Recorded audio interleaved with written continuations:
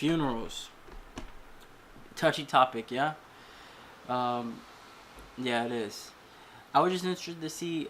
I asked people, have they ever been to a funeral, and like, was it a funeral that really affected them some way, in some form?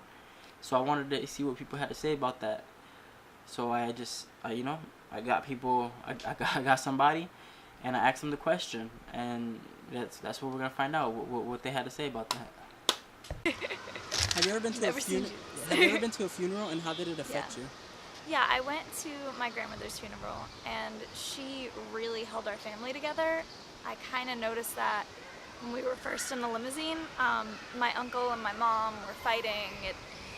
It was, it really wasn't about her, and that really bothered me.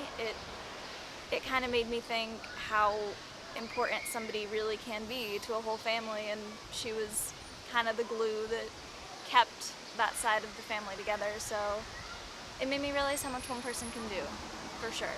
When I watched a lot of us just kind of fall apart after that. So that. So Have you ever been to a funeral? I've been to funeral wakes, which is in the funeral home. But I've never been to a burial necessarily when they lower the body into the grave. But I guess both count as going to a funeral. My grandfather on my mom's side, not her father, but it will be her stepfather. But I consider it my grandfather. I grew up with him. He had passed away a couple of years ago. I went. You never really know when older people, anyone in your life is gonna pass away. So of course it comes as a surprise. But he was older, so I mean we knew eventually. My grandmother's still alive, so just like her, I could say I miss him. I didn't know him that well because I was still very very young. Still, I was still in middle school. But I've only been to maybe a handful of funerals, and that was one of the only ones of close relatives. I had a best friend who died, and he got stabbed in front of a precinct actually over some street stuff. But the reason I mentioned that is because I didn't get to. So I felt convicted to not go to his funeral because I didn't want to see him in a coffin. Sometimes it's hard to look at people in that state, even though that's not them, that's their body. Your body dies, but your spirit lives on. Have you ever been to a funeral? So I've been to a lot of funerals, but what was most impactful for me was going to mortuary school. I went to the McAllister Institute in Manhattan, and I love what I studied. I just hated the school. But when I had an interview at a funeral home and I went to the morgue, I think the only thing that would have affected me more if I saw a child, but there was bodies everywhere. And I think it made me appreciate life even more, just seeing how fast it could leave. And we were introduced to a bloated body. So it was a man that was found in one of the rivers over here. And he had been wrapped because obviously when you die, your gases come up and everything bubbles up. And even the slightest touch, the body can just rupture. And then, and obviously necrosis, so your skin begins to fall off, especially if you're not found after a certain amount of time, if you're outside. And water, your skin just begins to peel off. So he was wrapped, but we can obviously still see him because I think the wrap was plastic. And then I also went to the embalming room, and there was two bodies on two separate slabs. There was one that had her what's it called? I don't know, she was opened up in a V, so everything was open. And then there was another woman who was dead. And for me, it's very intriguing for me, but I appreciate life more because you can die so easily. It's scary. I try to value the people around me because I don't know if somebody will be taken from me.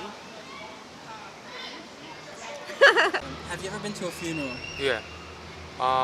Funerals, I feel like it's that weird space where you feel like you were probably lost in your day-to-day life on the regular, and you didn't get the person that passed proper appreciation of their perspective and impact on their life. So she used to take this time to set across the emotions invested, or just giving a proper goodbye, I guess.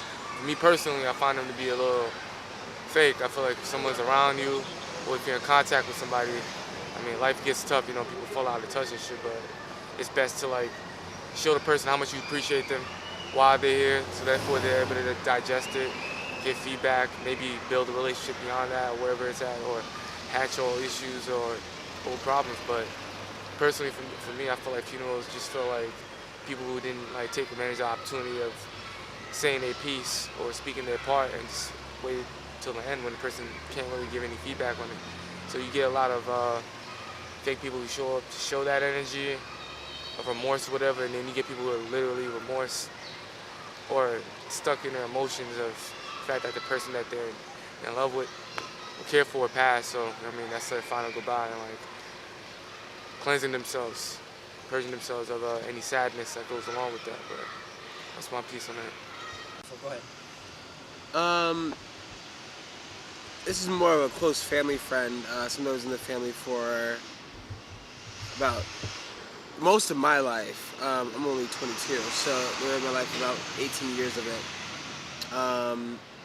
And they were pretty sick that entire time. They were in a car crash when I was 2. And they had some capabilities. They couldn't live the life they used to lead before the car crash. And we knew they were gonna pass. We didn't expect it to be so sudden. We expected it to be like hospital, like obviously decline of mental or whatever, physical health, hospital, then passing. It went from straight just being fine to passing the next day. And that hit me in a sense more so very hard because I don't take change very lightly. I can take change gradually. So having something change overnight, you know, another person is missing outside of your life, somebody you talk to every day, just be gone. The next minute, you don't know how to respond to that, especially when you're not prepared for it, when you don't, you know, talk about it, or you have a set mindset of how it's gonna go, and it doesn't go that way. So it messed with me, but also for the better, because I learned that life really isn't, you know, promised. Tomorrow's not promised. Tonight is not promised. 20 minutes from now is not promised. So to truly enjoy people while you're around them and enjoy your life in itself at every moment you can. So. That's beautiful. This is have you ever been to a funeral?